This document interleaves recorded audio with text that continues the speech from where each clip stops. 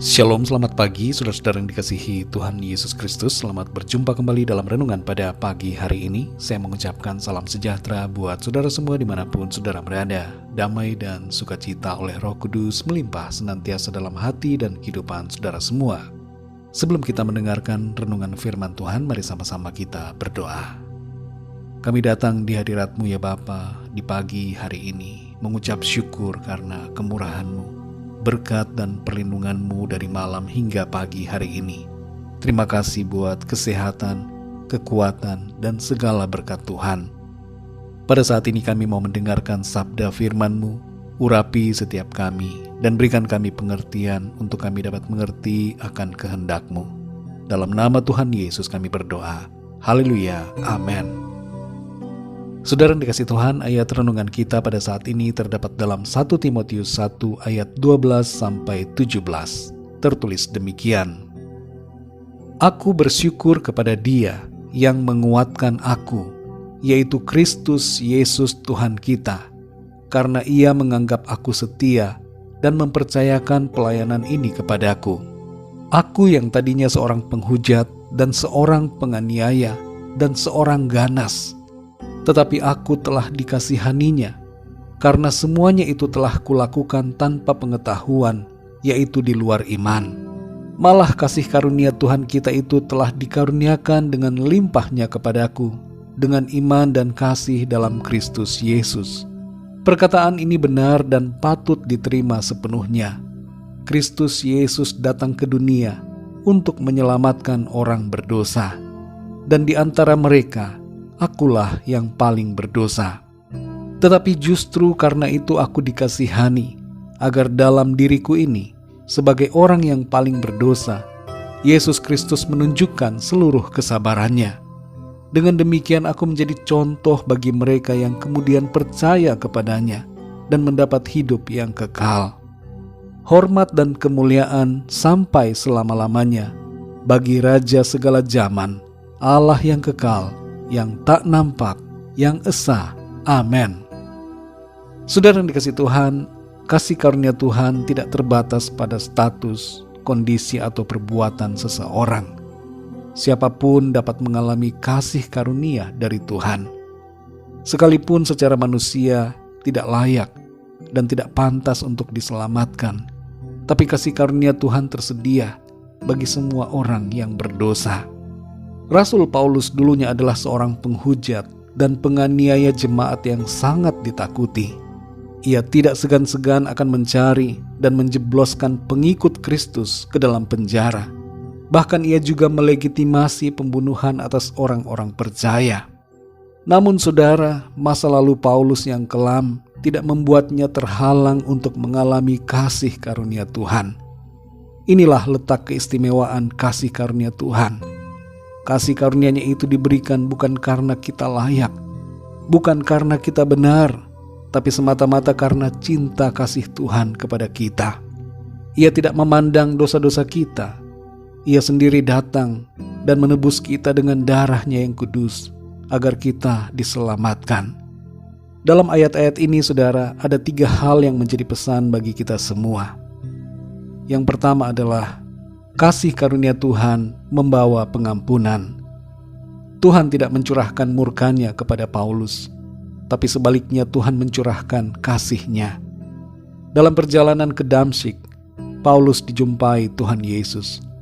Dan saat itulah Paulus menyadari dan mengenal bahwa Yesus Kristus adalah Tuhan atas segalanya. Paulus mengalami pengampunan Tuhan.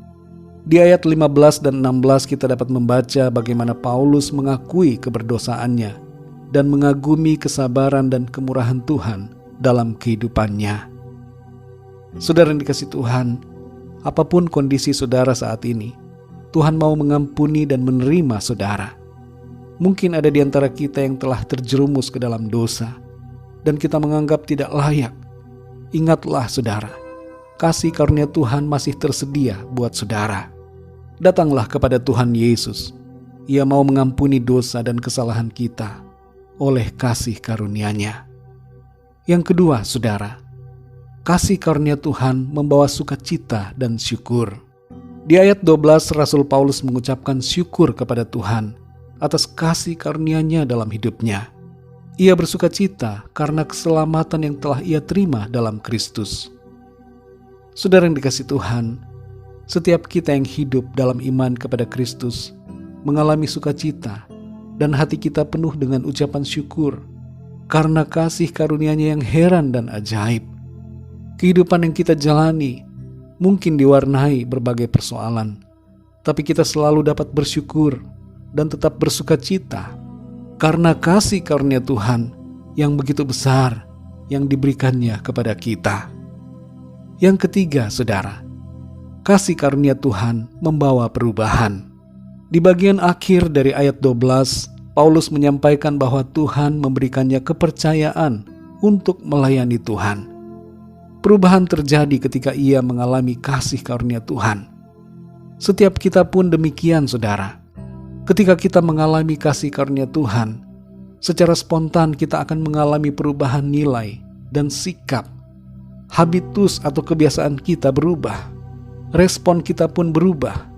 Kita menjadi ciptaan baru dan menjadi pribadi-pribadi yang tunduk kepada Tuhan, yang memandang kehidupan ini sebagai sebuah pelayanan dan pengabdian kepada Tuhan.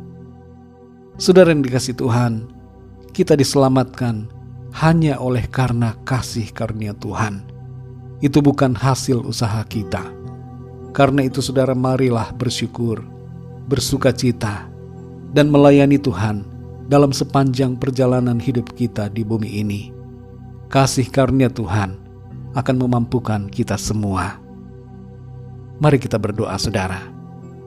Bapa kami yang di surga, Bapa, dalam nama Tuhan Yesus Kristus, kami bersyukur untuk firman-Mu yang mengingatkan kami, memberikan kami pengertian, dan kami menyadari bahwa kasih karunia-Mu begitu besar. Kasih karunia-Mu memberikan kami pengampunan, sekalipun kami tidak layak, meskipun kami penuh dengan dosa, tapi Engkau mengasihi kami, dan Engkau mau mengampuni kami, mengangkat kami, membawa kami ke dalam kemuliaan. Terima kasih untuk kasih-Mu. Engkau sungguh baik ya Tuhan. Kami bersuka cita dan bersyukur untuk keselamatan yang Tuhan berikan bagi kami. Dalam sisa kehidupan kami ini ya Tuhan, kami mau hidup melayani Tuhan. Kami mau mempersembahkan kehidupan kami untuk kemuliaan-Mu. Kami mau melakukan segala sesuatunya untuk hormat dan kemuliaan bagi nama Tuhan. Pimpin kami Roh Kudus, supaya kehidupan kami senantiasa ada dalam jalan-jalan-Mu ya Tuhan.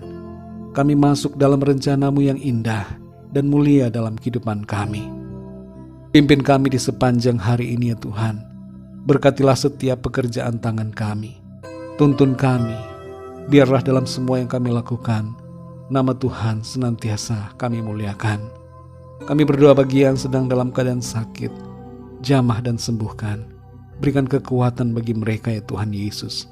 Kuatkan yang lemah, hiburkanlah yang susah. Berikan sukacita, damai sejahtera dalam hati mereka. Lepaskan yang terikat dan terbelenggu dosa dan kuasa kegelapan. Dan berikan jalan keluar ya Tuhan, bagi setiap mereka yang sedang dalam masalah atau persoalan. Kami percaya kami alami kemenangan dan pertolongan Tuhan dalam hidup kami. Berkati bangsa kami Indonesia dan semua bangsa di dunia ini.